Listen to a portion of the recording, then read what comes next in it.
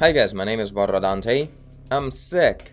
Being sick sucks, but I'm already almost over it, so let's continue doing what we were planning to do, which is working on this artwork called Arachna that I started like a year and a half ago, back when I just bought the iPad. I think actually like this was the first stage of it. I think I did this on Paintstorm Studio on iPad. And that's when I learned that Paintstorm Studio is super laggy on iPad, so I started looking elsewhere, and then we went through a couple of versions, and this is the most recent one, but we definitely need to improve it much more. I want to try and use most of what is already on the canvas, but obviously like the main part that was really invested a lot into is like this part, and I'll probably keep it around because I think I really like it. It's actually a pretty recent update to the design. Of course, we'll improve it, but this area, this is what we're gonna change quite a lot. So I have these scorpion references on the right side. We're gonna be using it to rethink the design of the legs. Because overall, as a concept, they're kind of cool, but at the same time, they could be much better. They're sort of two-dimensional, like I was just thinking about the way the flat shape works on the canvas, and that's it.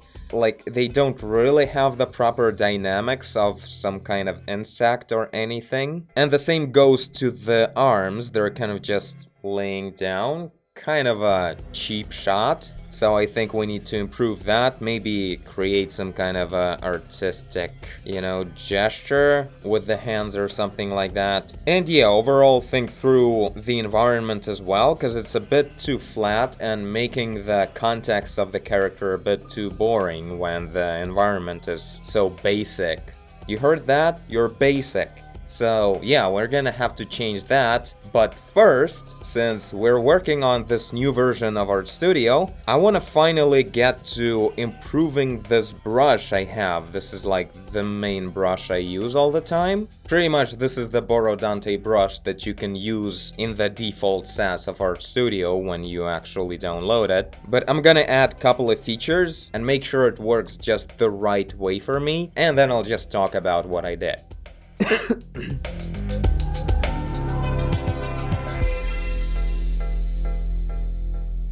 So there's that. Now our brush is complete, and it's very easy to find it for me in my collection now. Now we can actually start painting, so right now what I want to do is start with the abstraction technique, the way we do lately on this channel. So I'm gonna be looking at this picture as a little thumbnail and make sure it works as interesting as possible. From a small size, introducing interesting colors, more impressive contrast, and just seeing how things would work out. And yeah, I'm gonna be looking at all of these references, and when I'll find just the right reference, I'm gonna actually try and use a not so comfortable to use yet reference view right here, this new feature. So I'm gonna have to, like, when I find a good reference, I'm gonna have to, let's say this one. By the way, I never commented on it. These look super disturbing. They are dangerous looking like a spider, but at the same time they also have this color of a cockroach that adds like an extra disgustment to it. Ugh. So yeah, I'm thinking this is a good reference right there. This guy is also cool. We probably should use like a black scorpion, so this may be a good one. Oh my god, what the hell is that? They also do that stuff. Well, they are arachnids, so they do a lot of stuff just like spiders, I suppose. So back to a slightly less disgusting reference. What I'm gonna have to do now is I'm gonna have to like press and hold, save the image, then get rid of the browser like this. At any point I can bring it back like that. And in here I'm gonna have to press load and use this reference, and there you go, now we have this one. Oh, we can pick colors right from it. Interesting. So yeah, I'm gonna be using that reference like this, zooming in on the legs if I need to. That's what we need from this reference, the design and dynamics of scorpion legs, while implementing all kinds of abstraction flow to the picture. So enough said, let's start.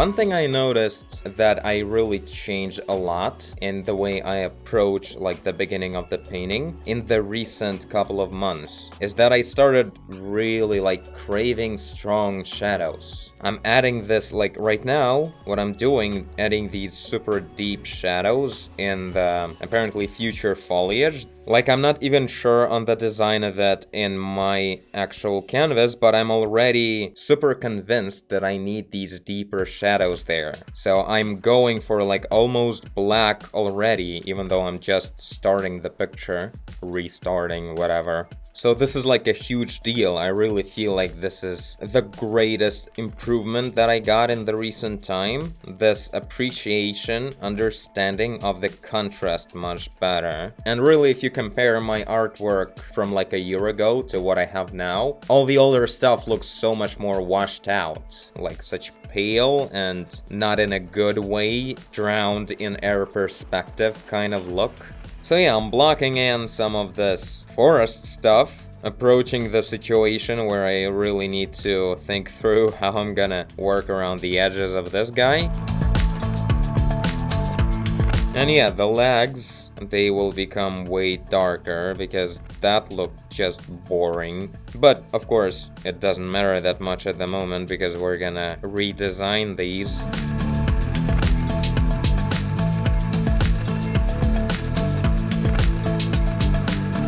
Gotta make sure I get rid of all these white spots remaining from the older version. You're gonna think it's not important when you're blocking in because whatever, details don't matter, but that thing is really ruining your perception of what you're doing.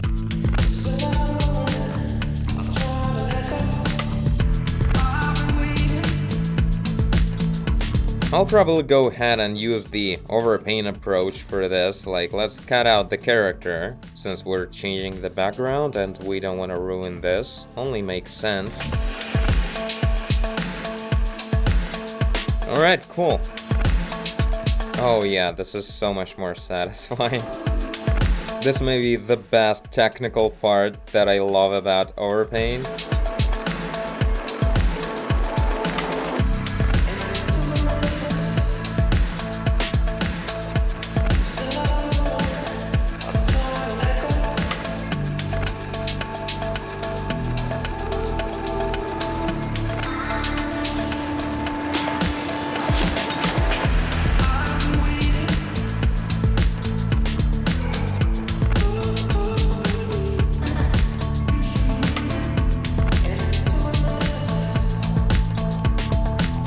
Okay, now trying to make sense out of this mess with the lighting, because in here you can't understand anything at all.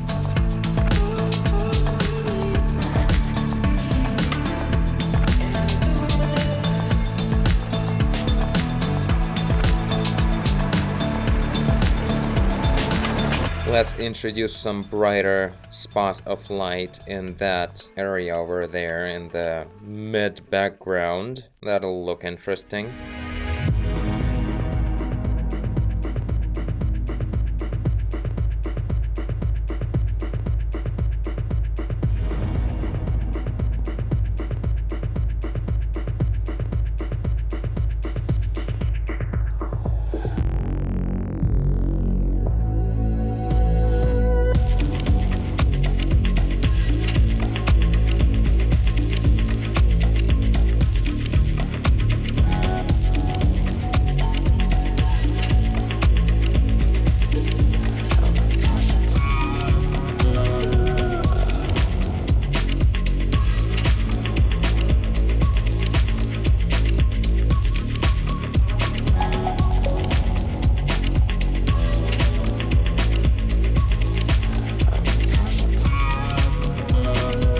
Alright, that's pretty good for the forest. Now let's switch to the character, finally. As I compare it to the new background, number one thing we should do is probably color correct it to make red more saturated and deeper. So let's use curves for that, I guess. Increasing contrast like this will make the shadows deeper and the red will become more saturated as well.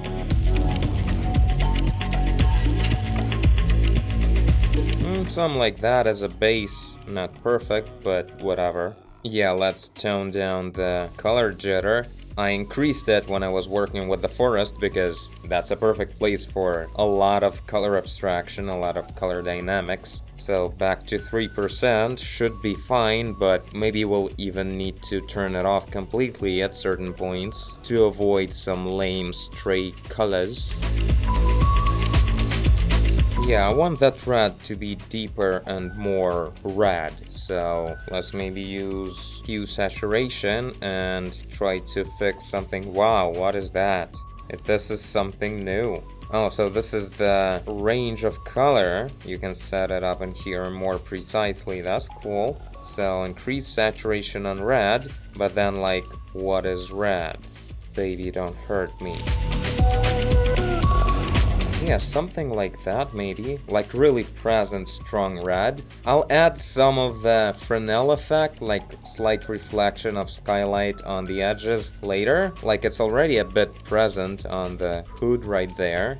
So, now let's search the new pose. I'm gonna be real about it, we'll probably do the most work on the design of the character next time, because I really don't want to rush it. It may become really cool, interesting, and complex of a character if we really dedicate enough time to everything. And if I rush it, it will be pretty much the same plain character, but in a different pose. I don't think that's very exciting. But for now, let's change a bit the way the guy is standing. So, as I said, I'm gonna get rid of these arms. They're gonna be in a different pose at least.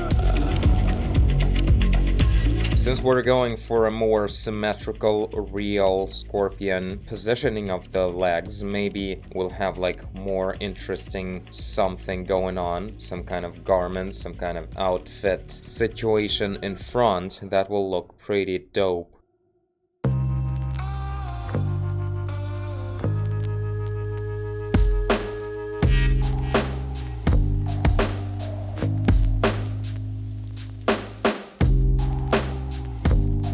Actually, I wonder what kind of pose really could we do for this character, like for the arms, that would look like actually interesting. What, the typical this? I don't want that. While at the same time, the guy, the person part, looks like a monk. Why not we sort of put it like this, into some kind of pose of the way a monk would sit? I don't know what that means, but should look it up probably.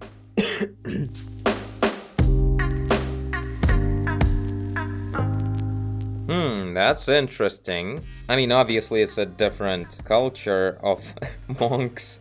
But yeah, all these gestures they have is quite a thing.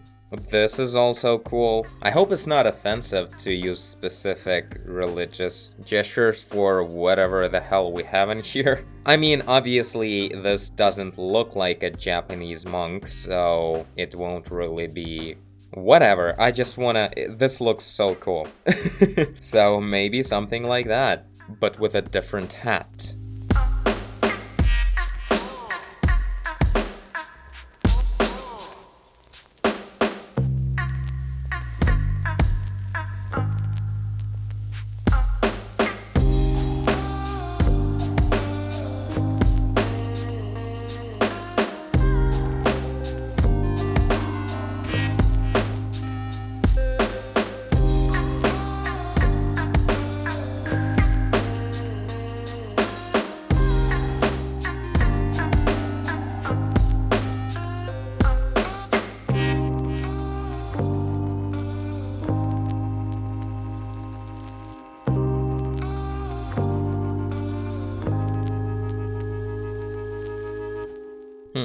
I'm not sure if I want to show actual hands, or should it be just the blank space, and all the things that the monk is holding, they will be positioned exactly if they would be held, but with no actual hands holding them. That would look kind of cool. Yeah, I think it would look much more interesting than just hands. Not trying to avoid drawing hands, it's not a problem, but really I think it would look much more interesting, and closer to the context of this being like a ghost in a way.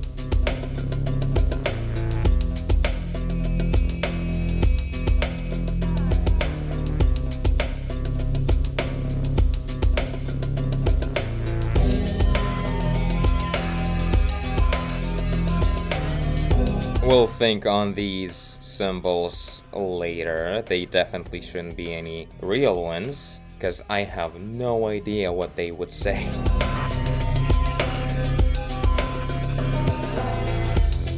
Alright, so I guess something like this for now. Really happy with the new red. I think that's the main awesome improvement. Everything else is a subject to rethinking, changing, but the fact that the colors are actually present is so much better. Like really, this was the main mistake I did in most of my artwork before. Just making everything so pale and not using the full range of colors and contrast. Like I still have air perspective, you can see behind the legs I added some fog, and in the back trees are more pale and the foliage as well. Yet it doesn't mean that the whole picture needs to be washed out. So yeah, I think it's really cool. Something a bit weird with the shape of the torso, shape of the hands, especially like this one. I'll rethink that next time. Maybe also bring the colors a bit to more of a consistent contrast, because right now it's like this red is all over the place and sometimes you kind of even lose the silhouette of the character. Also, I think I want to make these teeth kind of more white. They're a bit off. Or maybe even the opposite, darker.